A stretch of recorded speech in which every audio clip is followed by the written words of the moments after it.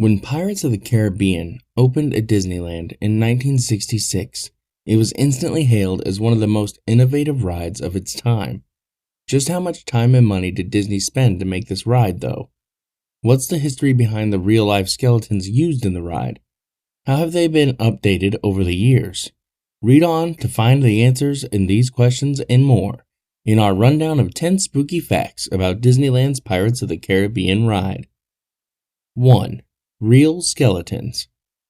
For years, rumors have circulated that Disneyland's famous Pirates of the Caribbean ride used real skeletons. While it's true that some of the bones are real, they're not from actual pirates. The majority of skeletons you see on the ride are replicas, but there are a few bones that are real, and yes, those bones do come from human beings. In 1965, they donated their bodies to science or for medical schools and hospitals. In return for the donation, the donors would get an urn with the ashes inside and a plaque that memorialized them as unknown. Disney would then use their bones for a theme park attraction such as Disney's Pirates of the Caribbean attraction in 1967. 2. The Haunted Mansion is used in New Orleans Square. The Haunted Mansion is one of the most popular attractions at Disneyland, and it's also one of the spookiest. The ride is based on a real house in New Orleans Square, and it's said that some of the skeletons on the ride are real. It's rumored that these are used as medical models for students at Tulane University. 3. Walt Disney used a ghost for inspiration. The original concept for the ride came from Walt Disney himself, who was inspired by pirate attractions he saw at world fairs. He wanted to create something that would make the guests feel like they were sailing through a haunted pirate ship. To bring his vision to life, he enlisted the help of engineer Mark Davis. Davis was known for his work on animatronics and dark rides, making him the perfect person to create a spooky pirate attraction. 4. Bats are scary AF. Bats are the only flying mammal that can live up to 30 years. They're also capable of carrying rabies, which is why they're generally considered to be very scary creatures. You know what else is really scary? The bats at Disneyland's Pirates of the Caribbean ride. Yes, you read that correctly. There are real bats inside the ride, because it was one of Walt Disney's original concepts for the dark ride attraction. 5. No dogs allowed. You may have noticed that there are no dogs allowed at Disneyland.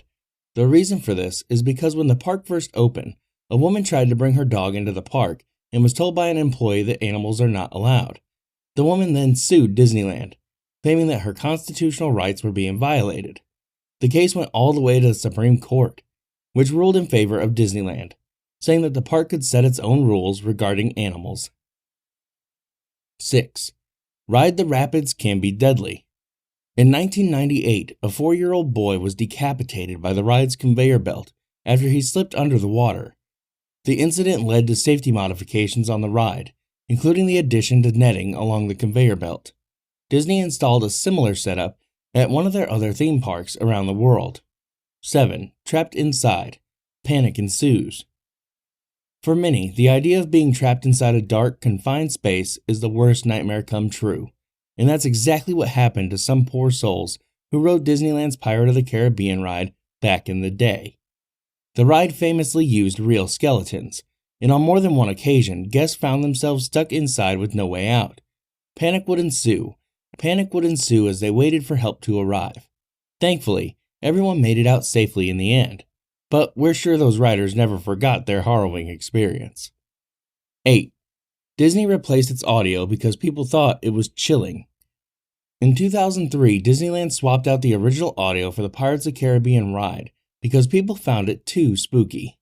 The new audio is a mix of sound effects and music, but it doesn't include the dialogue. Some of the skeletons in the ride are real. In 1967, Imagineers were having trouble finding fake skeletons that looked realistic enough, so they decided to use real ones instead. There are reportedly around 100 real human skeletons in the ride. They're no longer used as props though. They're kept in the attic above the Pirates ride exit and rotated out when needed. 9. Doppelganger believed to haunt this landmark attraction. According to some, a doppelganger of one of the original Imagineers who worked on the ride still haunts this ride today. The story goes that he was so devoted to his work that when he died before its completion, Supposedly, his ghost can be seen in the window near the end of the ride, looking out over all that he had helped create. 10. A child has died before on this ride, in an accident in 1955. In 1955, a young boy named Mark Maples fell to his death from the second-story window of the attraction. It is said that his spirit still haunts the ride today. Today, Disney tells their employees to ignore the paranormal experiences they may have on the Pirates of the Caribbean ride. However, in 2006, a Disneyland employee named Jim allegedly had his hat stolen while he was riding.